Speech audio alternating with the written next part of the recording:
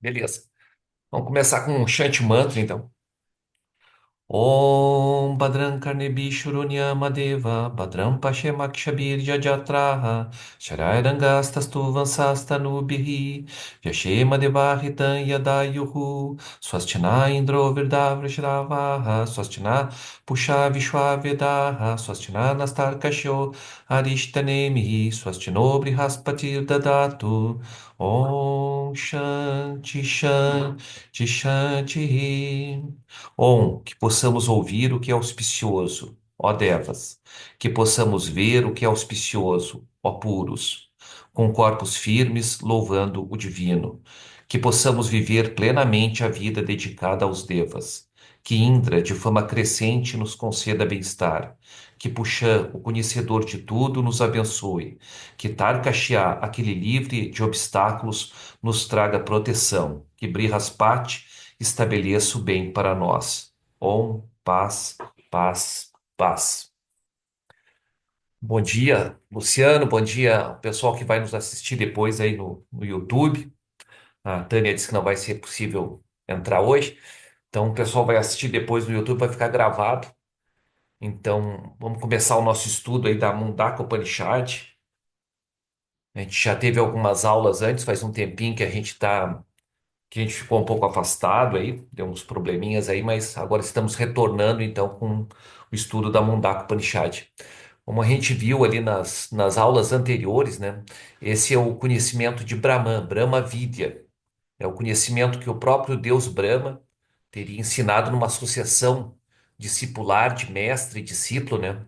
Param, Paramvareto, do superior para o inferior. Conhecimento superior também transmitido para o conhecimento inferior numa associação de mestres e discípulos. E o mestre dessa Upanishad é o Angiras, né? Esse conhecimento é dito ali no começo da Mundaka Upanishad que ele vem do próprio Deus Brahma, ou seja, significando que esse conhecimento ele é apaurucheia, ele não tem origem na mente humana, né? Na verdade, é uma própria revelação da própria presença consciente. Então, esses rishis, esses grandes sábios do passado, grandes meditadores, né, contemplaram e acessaram essa verdade que é autoevidente, que está sempre presente em todas as experiências e trouxeram isso, né, para nós ali nessa associação discipular, mostrando ali a importância da associação discipular nesse conhecimento transcendental, né? Que são as Upanishads. E aí o mestre ali da Upanishad, então, é o Angiras e o discípulo é o Shaunaka. E o Shaunaka, então, no começo da Upanishad, ele fez uma pergunta muito poderosa, muito profunda, né? O Shaunaka, que era um grande Mahashalo, um grande chefe de família, realizava grandes rituais, né? Da parte Karmakanda, da primeira parte dos Vedas, né? Que significa a porção ritualística, os rituais, o Karmakanda, né? A parte que trata das ações do mundo. Então, o Shaunaka era isso, ele era um grande chefe de família, realizava grandes rituais, e ele se aproxima então do mestre Angirasa e faz uma pergunta poderosa, né? Ele pergunta: Kasminu Bhagavo Vignate Sarvanidam Vignatam Bhavatiti. Por favor, senhor, o que é aquilo que uma vez conhecido se conhece tudo, né? O que seria uma causa que, conhecendo essa causa, se conheceria todos os efeitos? E a gente viu assim que outras Upanishads também abordam isso, como principalmente a Chandogya Upanishad, né, que traz os exemplos dos potes feitos de argila ou dos pingentes feitos de ouro, que uma vez conhecido a realidade daquilo que são os efeitos, você conhece toda aquela realidade, né? Tanto a causa material, no caso aqui da Upanishad tratando, como a causa eficiente, né? E como a própria realidade substancial de tudo, né? Então, Brahma Vidya é esse conhecimento. Aí o mestre Angiras, ali diante dessa pergunta do Shaunaka, ele vai dizer que existem dois tipos de conhecimento: conhecimento inferior, a Paravidya, e o conhecimento superior, Paravidya. Aí o Anguirás começou definindo o conhecimento inferior, que eram os quatro Vedas, a prosódia, a gramática, e a gente trouxe assim para uma visão mais contemporânea, seria todo o conhecimento empírico, conhecimento das universidades, digamos assim, né? Tanto ciência como humanidades, como artes, filosofia, que a gente poderia pensar hoje, todo o nosso conhecimento empírico, objetual, é considerado um conhecimento inferior, porque é o conhecimento de um algo, de coisas fenomênicas, né? De coisas para agir no mundo fenomênico. Então, a Upanishad, o próprio mestre Anguirás começa definindo como conhecimento inferior. E aí o mestre vai dizer, Atá parayaya tati aksharam adigamyate. Atá, agora o conhecimento superior do akshara, do imperecível, adigamyate vai ser conquistado. Mais do que a compreensão dessa verdade que as Upanishads trazem, né? É adigamyate, uma conquista. E Shankara até coloca isso, né? Que quem conhece Brahman conquista Brahman, porque é a nossa própria natureza, é aquilo que verdadeiramente nós somos. Então, o mestre Anguirás ali vai definir, então, o que é esse conhecimento superior. Aí ele vai dizer que é o conhecimento do Akshara, do imperecível, né? O imperecível é considerado a realidade absoluta. E aí um verso muito bonito que ele dá uma descrição assim dessa realidade absoluta, desse Akshara. Ele vai dizer: Yatedreshyam, Agrahyam, Agotram, Avarnam, Atakshushirotram, Tadyapanipadam, Vibhum, Nityam, Susukshman, Yad, Tat Avyayam Bhuta Yonim Paripashanti Diraha. É um verso longo, né? Eu vou traduzir assim palavra por palavra. É um verso muito lindo que ele descreve aí então o que que é o Akshara, o que que é o imperecível. E aí ele vai dizer que ele é Avyayam, ele é imutável. Mas antes ele diz, né? Yat Adreshyam, ele não é visto, ele não é captado pelos sentidos. Ele é agrahiano, ele não é tocado por nada, nada toca essa realidade. Ele é agotran, ele não tem gotra, ele não tem origem, nada origina ele, nada causa ele, né? Então, a gente trouxe para a visão contemporânea hoje dos emergentistas que dizem que a consciência é um epifenômeno do cérebro. Então o verso já estaria negando que essa realidade, que é o akshara, que é o imperecível, que é a presença consciente, ele é agotran, ele não tem origem, nada origina isso, né? E ele é avarnan, ele não tem varna, ele não tem qualidades. É o que se chama no Vedanta de Brahmanirguna, né? Ele é avarnan, ele é atakshushirotran, ele não tem olhos nem ouvidos, né?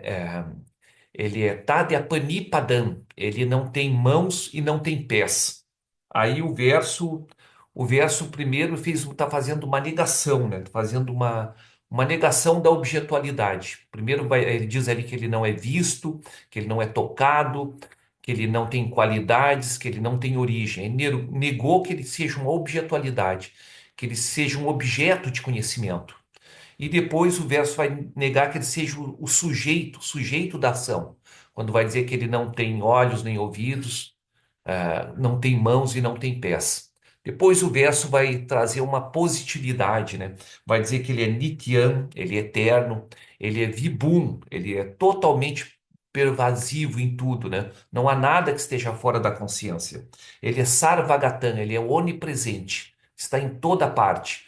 Ou melhor ainda, todo o espaço, toda a espaciosidade está dentro da própria presença consciente. Vai dizer que ele é Susukshman, ele é extremamente sutil, né? Aí fez essa declaração positiva do absoluto, né? Primeiro fez a negação, processo de net-net, né? Não é objeto de conhecimento, não é sujeito da ação. Depois trouxe a positividade como a eternidade, a, a sutileza, né? Todo pervasivo, onipresente. E aí depois ele vai dizer a última parte do verso vai dizer Yat Bhuta Yonim Paripashanti Diraha. Vai dizer que esse Avyayam é Bhuta Yonim, é a origem de todos os seres. E mesmo assim ele continua sendo Avyayam, continua sendo imutável. Por isso apenas os Dira, os sábios, Paripashanti, eles contemplam, os sábios contemplam essa realidade neles mesmos, né? Compreendendo que tudo que surge então é uma manifestação, uma aparência na própria consciência, nesse próprio absoluto.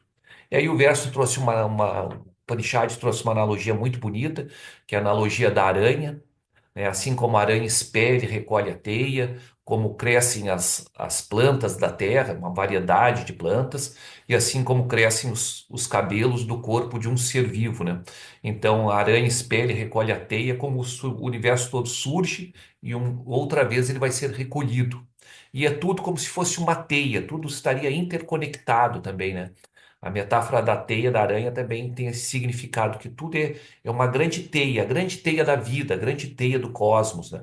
E o manvantário para lá, e uma hora será reabsorvido também, né? E como crescem as plantas da terra, quer dizer, como que dessa realidade única, essa pura presença consciente, surge toda a variedade de nomes e formas, né? E sem esforço. É assim como da Terra surge tudo de forma natural, dessa realidade absoluta, desse Akshar imperecível, Avyayam imutável, surge toda a manifestação.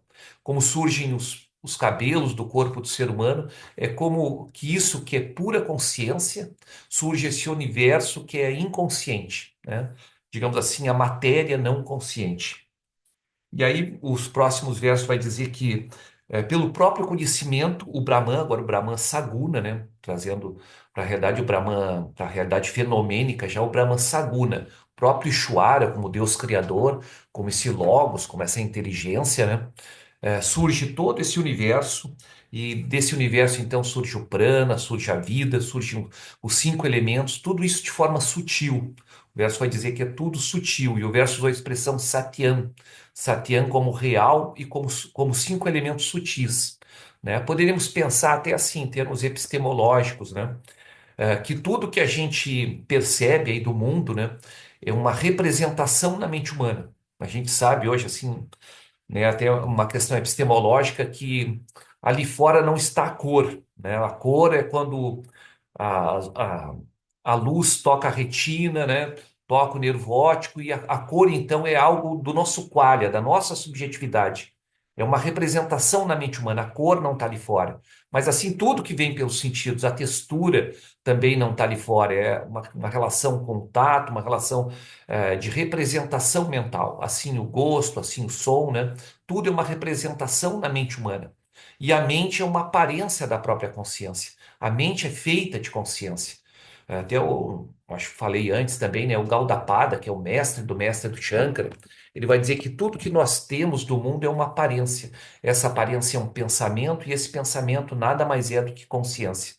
Então, se a gente pensar assim, o mundo todo é uma representação. O que que estaria aí fora, né? O que estaria aí fora seria algo incognoscível. Até Kant, na filosofia ocidental, em epistemologia, Kant chamou brilhantemente de um noumênico, de um númeno, que não se sabe o que que é, né? Mas o fenômeno, sim, o fenômeno é as coisas que estão aí na nossa volta, a mesa na minha frente, a cadeira, o copo aqui na minha mesa, né? Então, a aparência, o meu corpo também, né? Toda essa aparência fenomênica, já que aí fora não estaria a cor, a textura, né? Eu até trago o exemplo de uma árvore, né? Uma árvore, se não tiver uma mente humana para representá-lo, o que que seria aquilo lá que não é verde, não tem um caule crespo, não tem nem o limite, não tem o sol, não tem nada ali, né? O que que estaria ali? Então, nesse sentido, o verso está dizendo aí que a criação dos elementos, Satya, é algo sutil, é algo muito sutil, ou seja, a mente humana, as mentes humanas compartilham um mundo, né? Então, o próprio Ishvara, que criou esse universo, cria esse universo de forma sutil.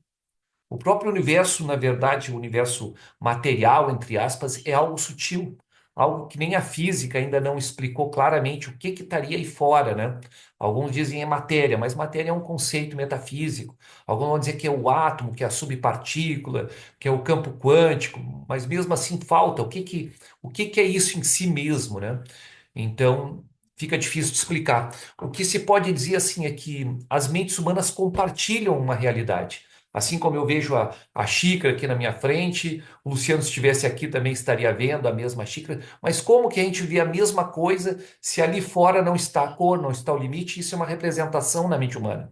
Então, o Upanishad está dizendo isso, que existe uma grande mente universal, é chamado de Hiranyagarbha, e essa mente universal é esse universo, esse logos, esse universo sutil, né, com a sua relação de causalidade, uma causalidade original, um pré-fenomênico, digamos assim, né? Então, Ishvara cria o mundo, segundo a Upanishad, de forma sutil e de forma fenomênica mesmo, é através já da mente humana, através da representação, né? Então, a primeira parte aí do universo, aí o Vedanta usa um modelo, né? Assim como a gente tem um modelo na ciência, temos tabela periódica, temos os modelos materialistas, é um modelo de explicar o mundo. Aí a Upanishad vai trazer um modelo que primeiro surge o Akasha, que é o espaço, depois vão surgir os cinco elementos, isso tudo de forma sutil. Por quê? Porque há algo na realidade aí fora que é compartilhado pelas mentes. Então a gente não pode negar isso, que existe uma coerência fenomênica, né? Algo antes de surgir os objetos, existe já algo ali que se eu for lá naquele lugar onde está a árvore, eu iria ver uma árvore, o Luciano iria ver uma árvore, né? Pelo menos nós que somos da mesma espécie. Outras espécies podem ver cores diferentes, texturas diferentes, né? O que para mim é liso, para um ácaro seria montanhoso, né? Então, cada espécie pode ter percepções diferentes do mundo, mas, ou seja, a gente compartilha um mundo, né? Então, há que ter algo nesse mundo fenomênico que tenha uma estrutura já lógica e coerente. A própria física estuda as leis da física, existe uma coerência lógica. Essa coerência, dentro da visão do Vedanta Advaita e das Upanishads, é Hiranyagarbha, ou seja, a mente cósmica, uma grande mente. Há filósofos hoje, filósofos da epistemologia, né? Um deles muito famoso hoje é o Bernardo de Castro. Não sei se o pessoal já viu falar, se o Luciano já viu falar. É um filósofo idealista, se aproxima muito da visão do Vedanta. Até tem umas conversas bem interessantes do Bernardo com Sarva Priyananda. O Sarva Priyananda é um grande Swami, né, da tradição do Vedanta Advaita. E ali o Bernardo coloca isso, que existe uma grande mente universal, que a própria individualidade já é um recorte aparente dessa mente, que não podemos negar que existe um logos, uma coerência, né? Como eu disse, a gente compartilha as coisas. E o Bernardo usa o exemplo de uma dissociação. Assim como tem pessoas que têm uma personalidade dissociativa, né? Até já saiu o filme disso, pessoas que têm múltiplas personalidades, né? Várias personalidades mesmo. Assim, nós estaríamos agora dissociados. Nós seríamos essa grande mente universal e estaríamos dissociados. Eu, o Eduardo, o Luciano, quem está me vendo agora, seria uma aparente dissociação dessa grande mente, né?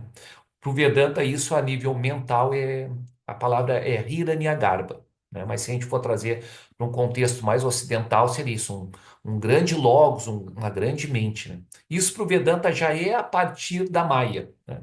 A partir da Maya, esse véu de ignorância que encobre a realidade como presença consciente, surge então Ishvara, né? Alguns traduzem como Deus, ou essa grande mente Hiranyagarbha.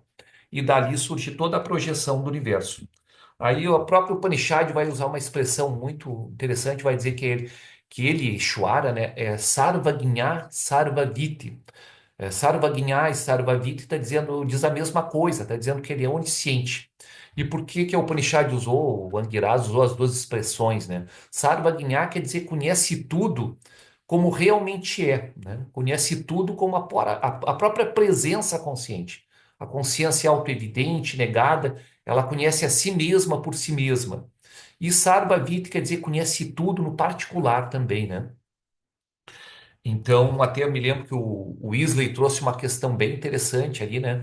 No final da nossa conversa, o Weasley disse assim: essa é a diferença, né, da visão do neófito para a visão do sábio. O sábio vê que tudo é essa realidade.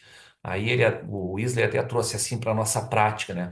Na nossa prática, a gente compreende que tudo é a própria presença consciente, né? Quando a gente faz no Vedanta a prática do Net-Net, do Drik Drisha Viveka, separa o vedor do visto e ver que eu sou essa presença consciente onde tudo aparece, né? Então, os objetos aparecem na consciência, tudo aparece na consciência, o mundo mental também, o mundo interno, pensamentos, sentimentos, memória, tudo aparece na consciência, e eu sou esse Sakshi Baba, esse sentimento de ser o observador, essa sensação que eu sou o observador. Então, esse Sakshi, esse observador, é essa maneira de ou me situar na pura consciência, como o Weasley colocou, né? Tudo é pura presença consciência, tudo é feito de consciência. E ao mesmo tempo, né, eu posso também olhar as coisas do mundo e compreender que Sarvam Kaluidam Brahman, com certeza tudo é Brahman. Tudo é essa realidade como pura presença consciente. Então, o Weasley colocou assim que essa seria a diferença, né, da visão do neófito e a diferença da visão do sábio que já consegue integrar tudo como a própria presença consciente, como tudo sendo essa realidade, né? Algumas pessoas assim pensam em integrar isso, né? Vou comentar agora porque isso acontece muito. Pensam que a integração do sábio, do Vedanta Advaita, né? É que em cada coisa existe Brahman, né? Em cada coisa particular. Por exemplo, o Luciano é Brahman, o Eduardo é Brahman, a pessoa que está me vendo é Brahman, as coisas também materiais. Cada coisa em si é a própria realidade, porque faz parte dessa realidade. Né? Assim como as árvores fazem parte de um bosque, né? Então tudo seria essa realidade. Alguns compreendem até que essa uma passagem da Bhagavad Gita também, que diz que tudo é essa única realidade, né? Bhagavad Gita diz no capítulo 7, né, que o Jnani, o sábio, compreende que Vasudeva Sarvaniti, tudo é Vasudeva, tudo é Krishna. Então, alguns acreditam que essa integração se dá na própria multiplicidade, né, que não a multiplicidade ela tem uma realidade ontológica em si mesma.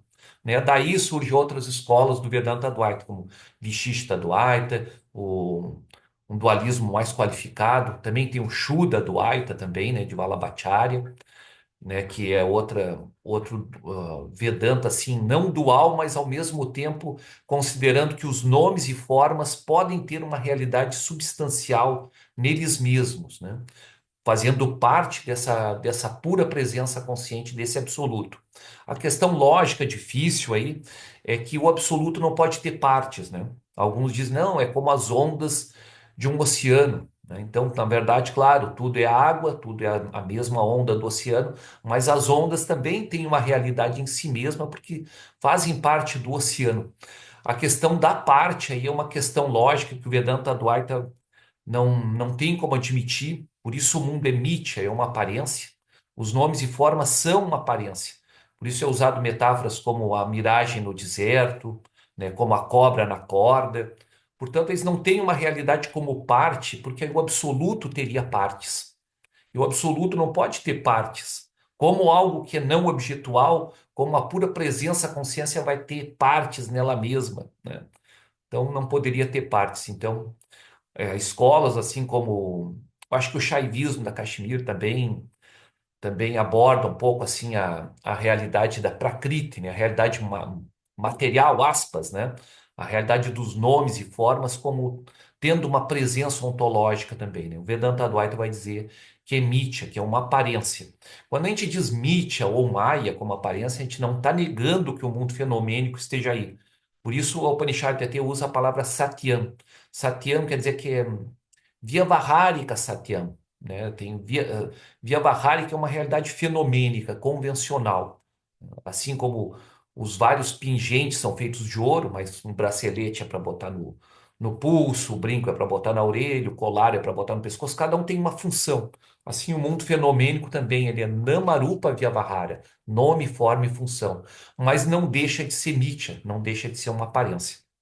Então, a Upanishad coloca isso, né? E aí, nesse momento ali, a gente terminou a primeira parte da Mundaka Upanishad. A Upanishad tem seis partes, né? Dividido em três capítulos, cada um deles com duas partes, então tem seis partes. A gente terminou ali o mantra 9, né? Que fala Sarvagnya Sarvavita, esse conhecimento do geral, do particular. Também falou no mantra anterior, que eu esqueci de comentar agora, né? Que nós estamos presos pelo karma, né? Uma imortalidade presa pelo karma. Ou seja, não é a imortalidade que o Vedanta Advaita fala, da pura presença consciente, do Akshara, Avyayam, do imutável, imperecível, né? Mas é como seres individuais, a gente está eternamente no samsara, né? Então, a Upanishad ainda falou isso. E aí a gente terminou essa primeira parte. Agora vai vir a segunda parte da Upanishad, né? E nessa segunda parte, os seis primeiros versos ali, toma uma aguinha aqui. Os seis primeiros versos,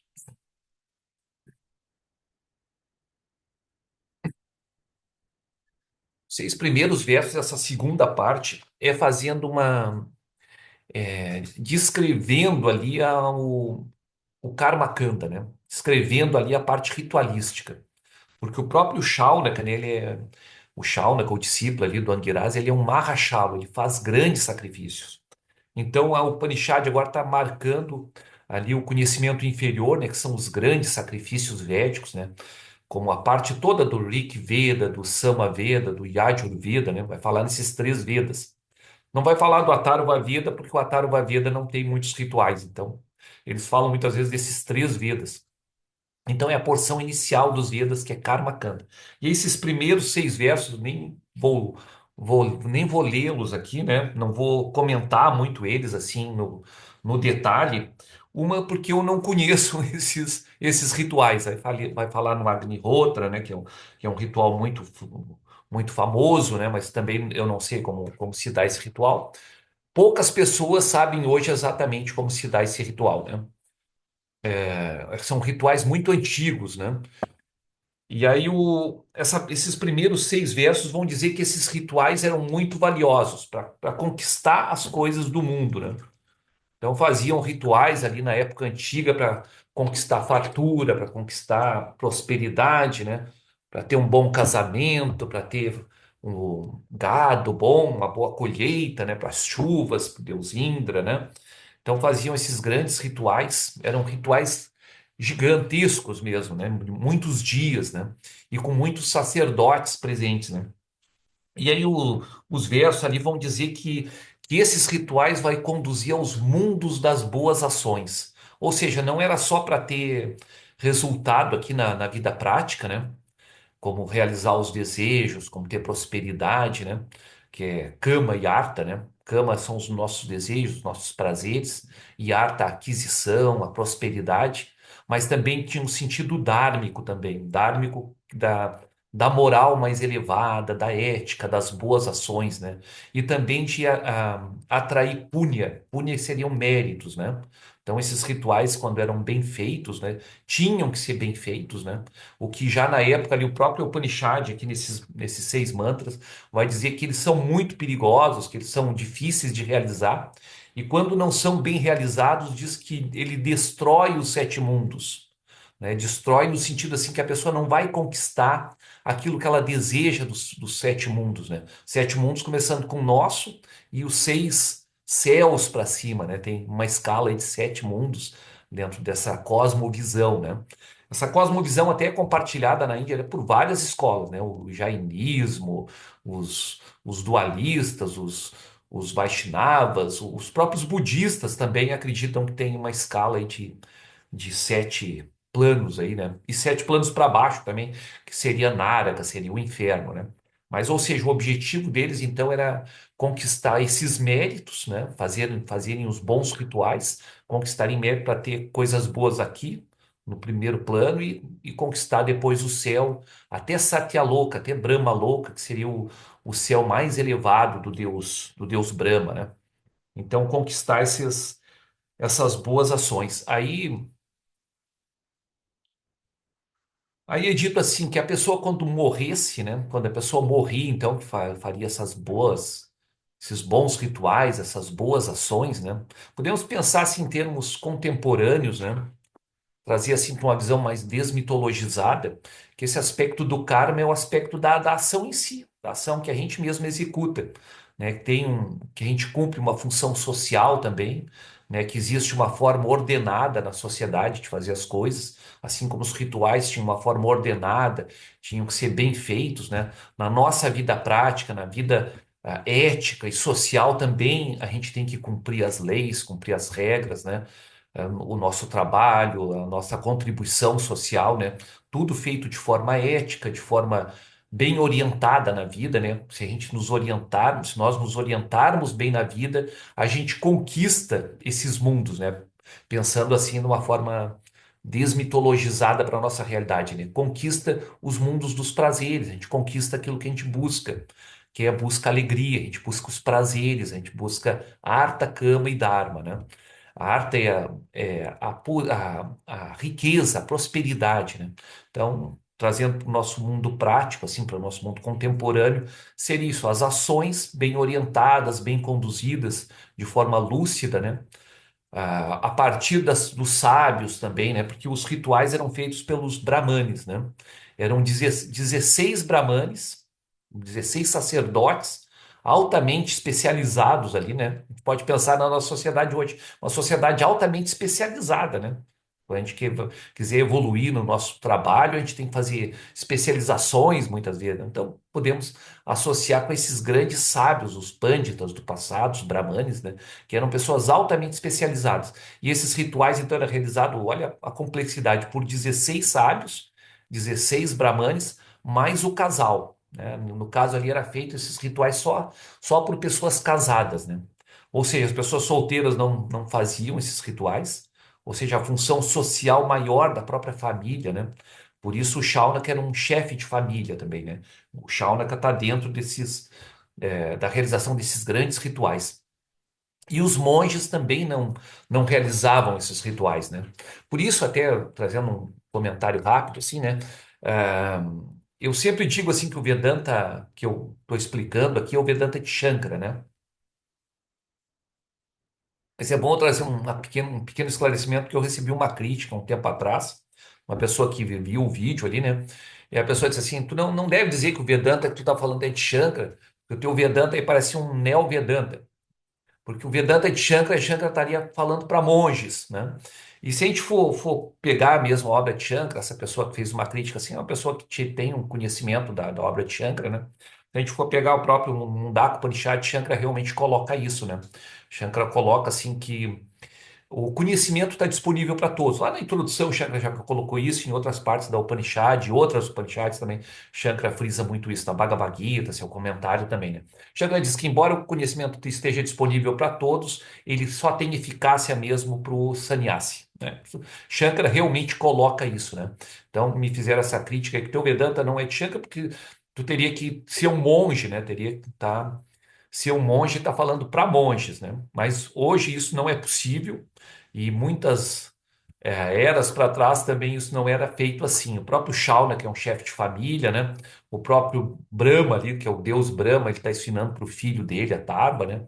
E várias Upanishads, assim, né? Swetaketu também está sendo ensinado pelo seu pai, na Chandogya Upanishad. Então, isso, o Arjuna era um guerreiro, era um kshatriya, não era um monge, né? Então, isso em vários no Prashtanathraya, né, nos Upanishads, na Bhagavad Gita, né, é colocado que chefes de família também executaram esse conhecimento. Mas, ou seja, aí as pessoas fazem uma crítica dizendo assim, o caminho de Shankara não era esse. A prática de Shankara era para sannyasi. A própria palavra mundaka, não sei se eu comentei, né? A palavra mundaka também leva para isso, né? Mundaka quer dizer cabeça raspada. Cabeça raspada, então, seriam os monges, né? Então, esse conhecimento seria para monge.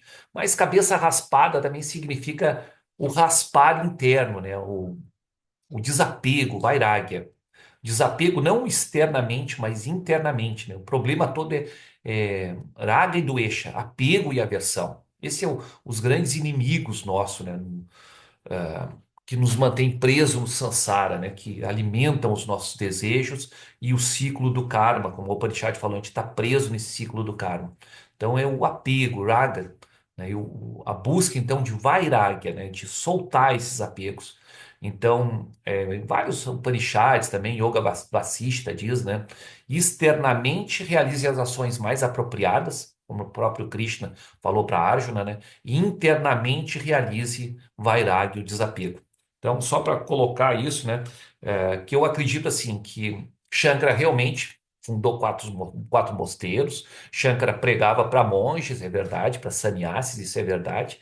E eu não estou falando para monges, estou falando de forma ampla para as pessoas que têm família, né, que vivem em sociedade. Mas isso está de acordo com as Upanishads, o que eu estou falando está sempre de acordo com as Upanishads. E eu costumo dizer assim que o que eu falo está sempre dentro dos ensinamentos de Shankara, não nessa parte prática de ser um sannyasi. Isso realmente não está de acordo com Shankara. Mas eu estou sempre falando a partir de Shankara no seu aspecto ontológico, epistemológico, na compreensão mais profunda do Vedanta Advaita, né? Aquilo que é a nossa verdadeira natureza, aquilo que o mundo é, aquilo que Ishvara é, né? Brahman Satya Jagat Mithya Jivo Brahmeivo Naparaha. Então, o Brahman, a pura presença, a consciência é a realidade, o mundo emite, é uma aparência. e eu sou Brahman, né? Nós somos Brahman. Então, só para fazer essa diferenciação aí. E Shankara, então, nesses 6 versos ali, né, que é o Karma Kanda, ele critica esse mundo da ação. Seja a ação antiga dos rituais, né? Ou seja a ação contemporânea, que é a nossa vida prática, a nossa vida ética. Né? Então, existe uma crítica de Shankara mesmo a esse mundo da ação, que a ação não pode conviver junto com a sabedoria. Né? A sabedoria e a ação são opostas. E a Upanishad, depois de passar esses 6 mantras, que é o 1, 2, 7, ali a Upanishad vai começar uma crítica também. O Angiraz, né, o mestre, ele vai fazer uma crítica, ensinando para Shaunaka, que é um Mahashalo. Aí o Angiraz vai dizer, né? Botes inseguros tem essas 18 formas de sacrifício. A palavra é Plava, Adridá e Agnarupa. Plava é botes, é uma jangada. Então ele vai dizer que o Plava, que esses botes, que são essas formas desses sacrifícios todos, e Agnarupa tem a forma de sacrifício, é um bote inseguro, é um bote frágil. Adridá quer dizer frágil. Então é como se a gente tivesse que andar nesse oceano do Sansara, cheio de perigos, cheio de medos, cheio de sofrimento, e a gente estivesse aí colocando a nossa segurança no mundo da ação. E no mundo da ação nós não vamos encontrar segurança. Isso. Então, a Upanishad, o próprio Angiras, ali no mantra 1, 2, 7, começa a fazer uma crítica a esse Karma Kanda, né? Aos rituais, ao mundo da ação, a gente colocar a nossa segurança nesse mundo da ação.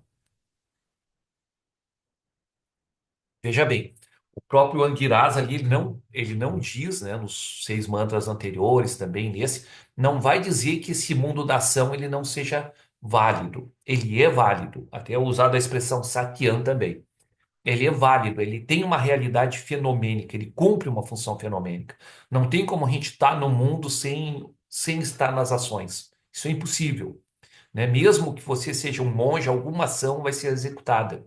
É claro que o monge está desapegado externamente também do resultado das ações, né?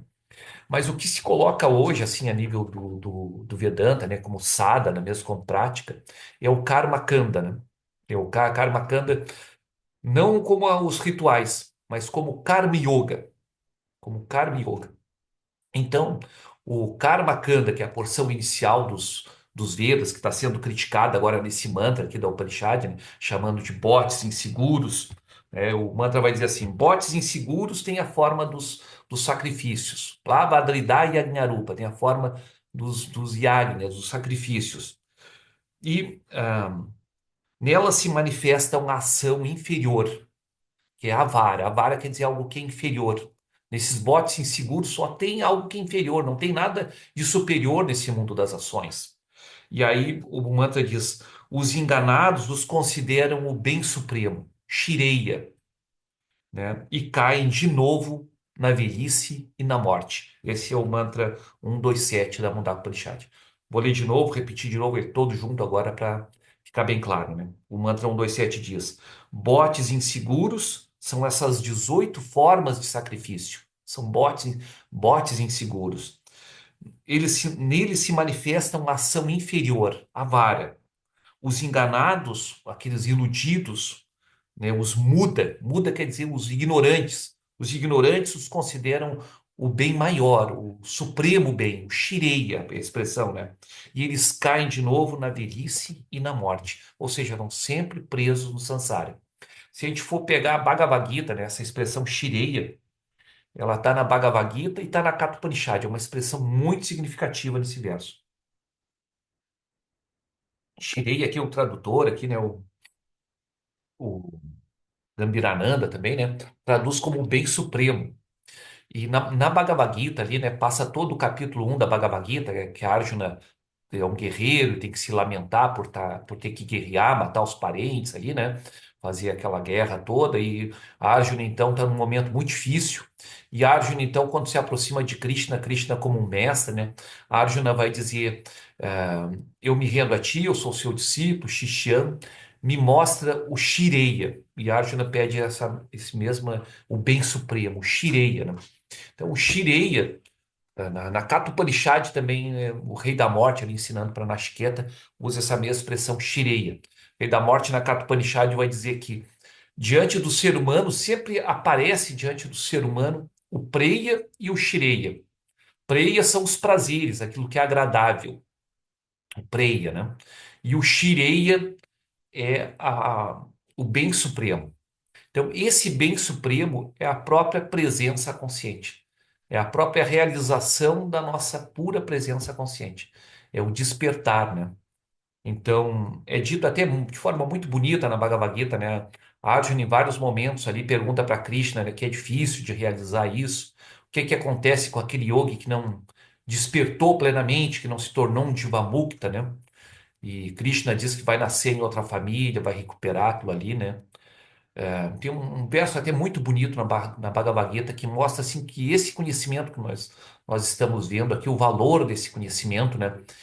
O verso diz assim, deixa eu ver se eu me lembro dele em sânscrito, Neha Vikrama Nashosti Prativayo Navidyate Swalpamapya Sadharmasya Trayate Mahatobayate.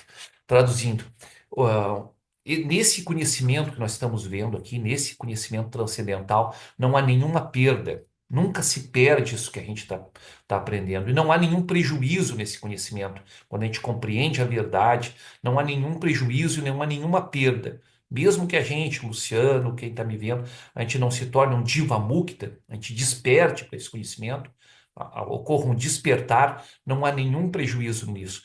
E aí o verso da Bhagavad Gita diz: Swalpamapya Sadharmasya Trayate Mahatobayate. Mesmo um pouco desse Dharma, desse conhecimento, pode nos livrar do grande medo. Swalpa, alpa, um pouco, pode nos livrar do grande medo, que é o medo da morte, né?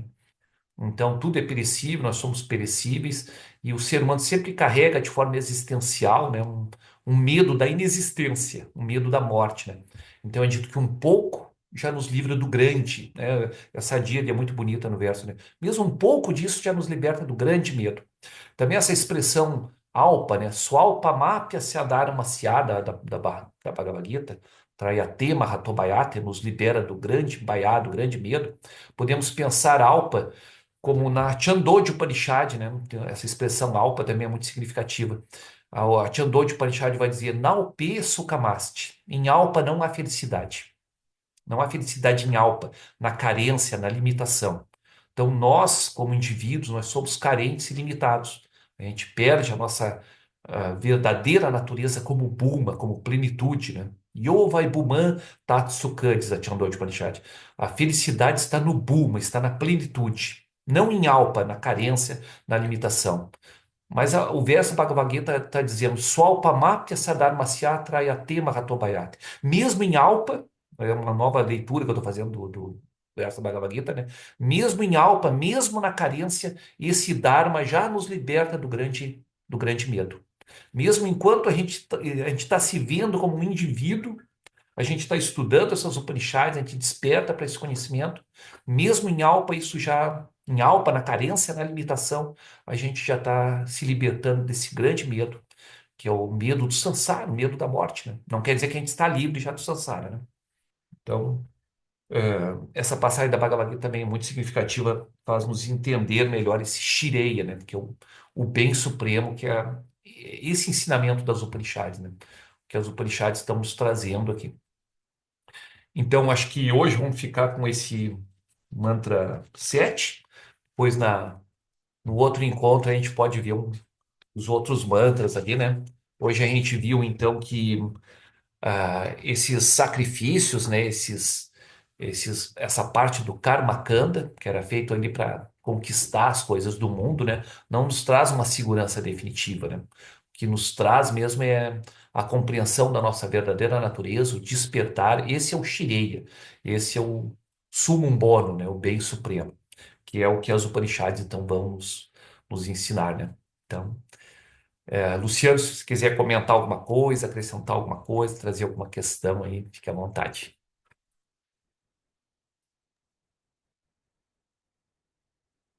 Tá muito baixinho, Luciano. Não tô te ouvindo. Acho que teu microfone não tá muito bom. Não tá conectado, talvez. Você tá com ele ligado, mas não tá saindo som.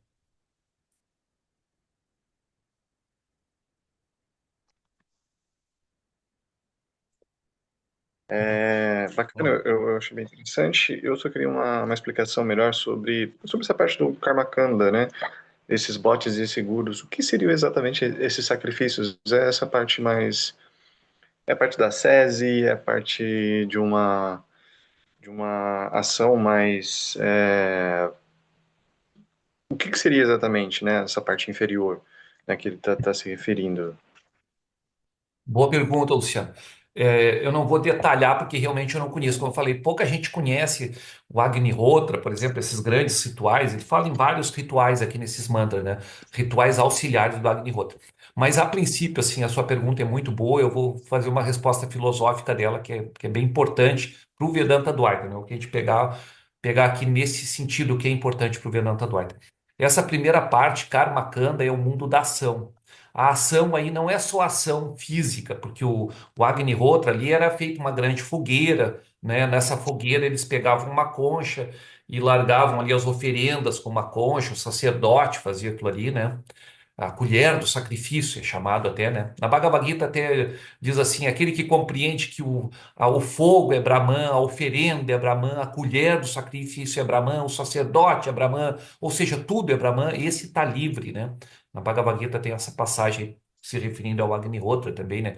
Ao ritual do fogo, ele compreende que tudo é Brahman.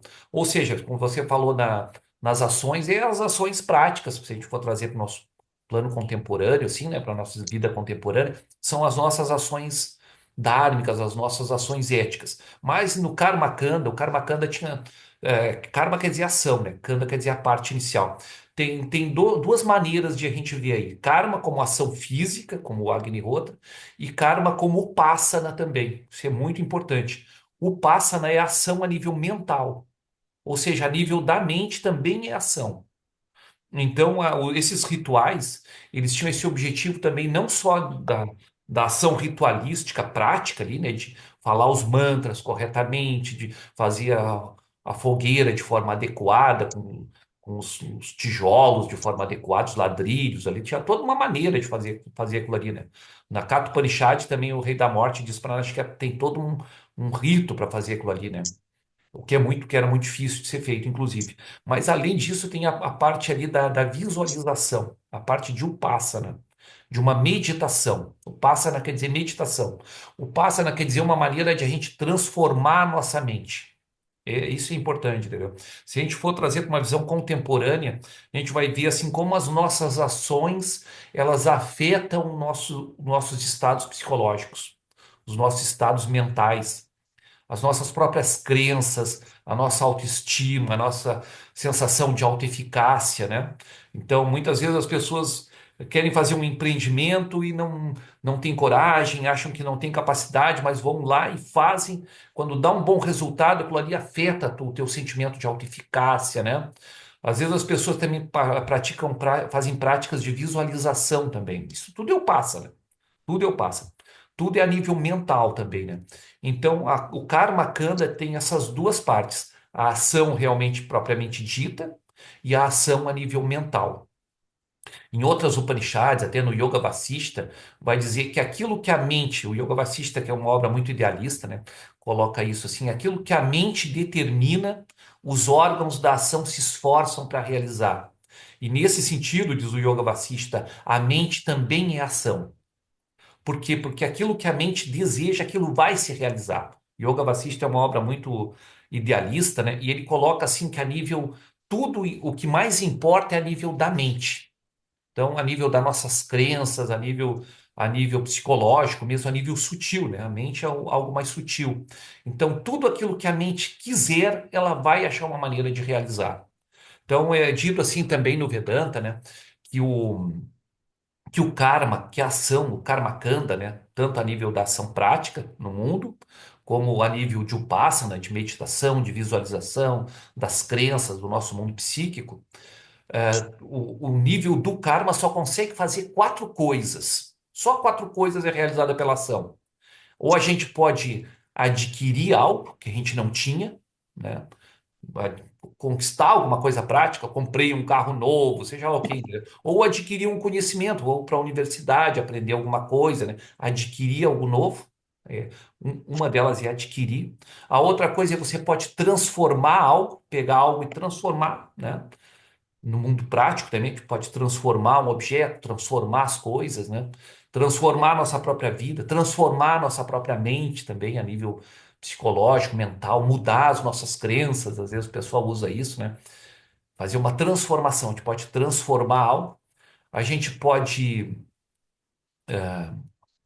criar algo também. A gente pode adquirir, pode transformar, pode criar algo que não tinha antes, inventar algo novo, né? Então, a criatividade humana, né? A nível prático e também a nível sutil também. A gente pode criar, né? Toda a criação, às vezes, realmente começa na mente, a criação, a criatividade, né? Então, a gente pode criar algo novo. E a gente pode purificar algo, ou seja, se livrar daquilo que a gente não quer e deixar só aquilo que a gente quer. Então, a gente pode purificar. Então, ou a gente adquire, ou a gente cria, ou a gente transforma, ou a gente purifica. A ação, o mundo da ação, que é o Karma Kanda, só faz isso na nossa vida. E o objetivo de estar se fazendo isso, o objetivo é a felicidade, é os prazeres, é a segurança da gente que a gente coloca nesse mundo da ação, né? A gente coloca nesse mundo da ação a segurança. Só que isso não vai nos completar, como o Upanishad diz, é um bote inseguro. Por quê? Porque a gente vai continuar em alpa, né? Na carência, na limitação. Na Alpeço, Camasti, não há felicidade em Alpa, na limitação.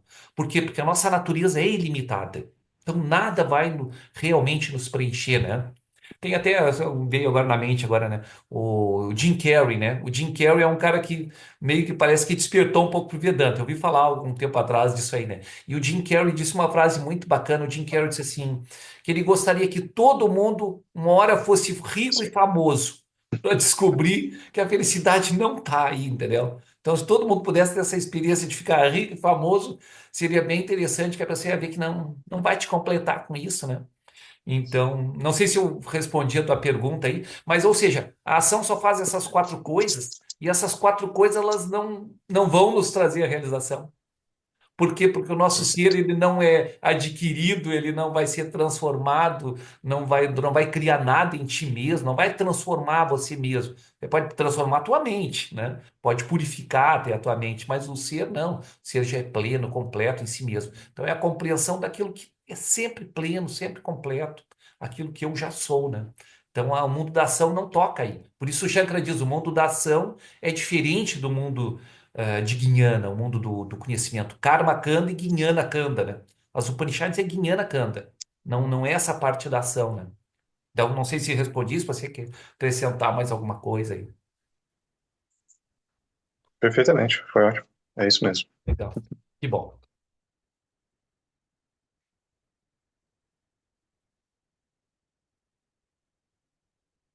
Mais alguma questão, Luciano? Por hoje vamos ficar então. Então, vou dizer o Shanti Mantra e agora a gente encerra então o nosso. Até o pessoal que vai assistir depois no YouTube, né? Só para colocar aqui que eu me esqueço às vezes de falar, vou colocar depois ali no YouTube, nos comentários ali, o link do nosso grupo do Telegram. Tem gente que me assiste às vezes no YouTube, mas não está no nosso grupo do Telegram. E aí convidar o pessoal que assiste sempre no YouTube para vir participar também da live aqui pelo Zoom, poder fazer comentários, fazer perguntas, trazer suas questões, né? Pode ser questões assim mais amplas do Vedanta Duarta, até fora do capítulo que a gente está vendo aqui na Mudar Chat, pode trazer outras questões também para enriquecer, né? Porque tudo está interconectado nesse conhecimento transcendental. Então, convidar o pessoal que vai assistir no YouTube para entrar no link do Telegram e lá eu disponibilizo sempre o link do Zoom aí, todo domingo às 9h30. Então, a gente se encontra aqui, né? Então, dizer o Shanti Mantra agora e a gente encerra o nosso encontro. Om Badran Karnebi Shuronyama Deva Badram Pashimakshabirya Jatraha Sharadangas Tastuvansastanu Vyashema Deva Hitanya Dayuhu Swastinana Indro Vridashtavaha Swastina Pusha Vishwavedaha Swastinastarkasho Arishtanemi Swastino Brihaspati Dadatu Om Shanti Shanti Shanti ou que possamos ouvir o que é auspiciosos, ó Devas, que possamos ver o que é auspiciosos, ó puros, com corpos firmes, louvando o divino, que possamos viver plenamente a vida dedicada aos devas, que Indra, de fama crescente, nos conceda bem-estar, que Puxã, o conhecedor de tudo, nos abençoe, que Tarkashá, de rodas impenetráveis, aquele sem obstáculo, nos traga proteção, que Brihaspati estabeleça o bem para nós. Om, paz, paz, paz. Muito bom, Luciano. Vamos ficar por hoje, então. É isso, então. Um abraço a todos. Até o próximo domingo.